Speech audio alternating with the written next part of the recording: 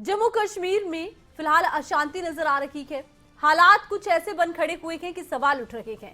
90 के दशक में जिस तरह से कश्मीर से हिंदुओं का पलायन हुआ था और 90 के दशक में जिस दर्द से कश्मीर गुजरा था, एक बार फिर कुछ वैसी ही घटनाएं हो रही हैं।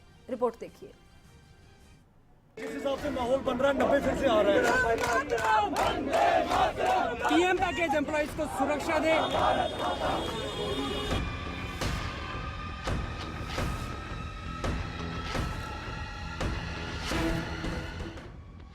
आर्टिकल 370 हटने के बाद अमन पसंद कश्मीर में डर का माहौल पैदा करने की कोशिश टारगेट किलिंग के नाम पर हो रही।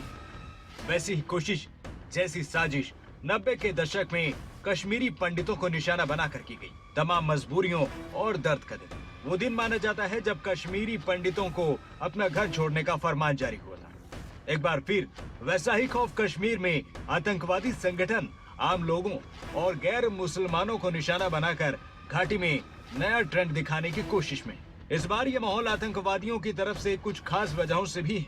दरअसल सरकार की ओर से कश्मीर में अमन बहाली और फिर से कश्मीरी पंडितों और अल्पसंख्यकों को दोबारा घाटी में बसाने के लिए की जा रही कोशिशों को कमजोर करने के लिए आतंकी संगठन ऐसा कर रहे हैं। इसमें ऐसी वजह भी हैं जो घाटी में भारत विरोध की मानसिकता रखने वाले और आतंकवादियों को हजम नहीं हो रही। दहशत फैलाने के लिए लश्कर तैयबा के दी रेजिस्टेंस फ्रंट के आतंकवादियों ने कश्मीर में 90 के दशक जैसा माहौल और दहशत फैलाने के लिए टारगेट किलिंग शुरू की है। दरअसल केंद्र सरकार ने घाटी में कश्मीरी पंडितों को वापस बसाने और स्थानीय लोगों को रोजगार देने और अमन बहाली के लिए जो फैसले लिए हैं, जो तैयारियां की हैं, वो आतंकी संगठनों को हजम नहीं हुआ है। आतंकवादियों को यह भी हजम नहीं हो रहा है कि जिस तरीके से कश्मीर में हिंदुओं को बसाया जा रहा है, उनकी संपत्ति का हक दिलाने के लिए रेवेन्यू कोर्ट तैयार किए जा रहे हैं। आतंकवादियों को कश्मीर में ना तो विकास के प्रोजेक्ट अच्छे लग रहे हैं और ना ही उन्हें अमन चैन पसंद आ रहा है। कश्मीर में एक और हाई अलर्ट जारी हुआ है। इस हाई अलर्ट में बताया गया है कि हरकत 313 नाम के आतंकवादी संगठन को घाटी में अशांति फैलाने का जिम्मा दिया गया। सूत्रों के मुताबिक आतंकी संगठन को जल विद्युत संयंत्रों उरी 1 और उरी 2 के समेत सरकारी बुनियादी ढांचे पर हमले शुरू करने का जिम्मा मिला है। जम्मू कश्मीर में एक तरफ सुरक्षा बल आतंकवादियों के खात्मे के लिए ऑपरेशन चला रहे हैं, दूसरी तरफ कुछ आतंकी संगठन नई नई चुनौती की तरह सामने आए हैं। पाकिस्तान की खुफिया एजेंसी ISI ने अपनी सरकार की खाल बचाने के लिए कश्मीर में नए नामों वाले कई आतंकी संगठनों को खड़ा किया है।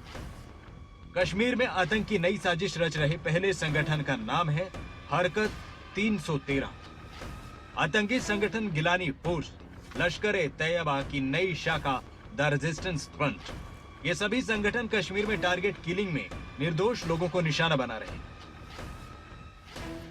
टारगेट किलिंग में आतंकवादी जानबूझकर स्थानीय हिंदुओं और अल्पसंख्यकों को न सिर्फ मार रहे हैं, बल्कि दूर दराज के राज्यों से अपना पेट भरने के लिए आए लोगों और व्यापारियों को सॉफ्ट टारगेट करके हत्याएं कर दहशत फैलाने की कोशिश भी कर रहे हैं। पाकिस्तान ने अब जो चाल चली है, उसमें ये बात साफ हो जाती है कि कश्मीर में जो किलिंग हो रही है, वो बताना चाहता है कि ये भारत का आंतरिक मामला है। पाकिस्तानी खुफिया एजेंसी ISI की कोशिश है कि इस तरह के छोटे छोटे आतंकवादी समूह की तरफ से किलिंग कराकर हिंदू मुस्लिम की लड़ाई की जा सके।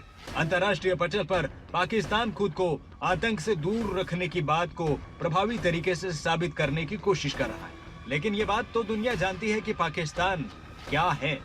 ये बात सभी जानते हैं कि पाकिस्तान में आतंक की फैक्ट्रियां चलती हैं और कश्मीर में टारगेट किलिंग करने वाले आतंकी संगठन पाकिस्तान में ही पले हैं।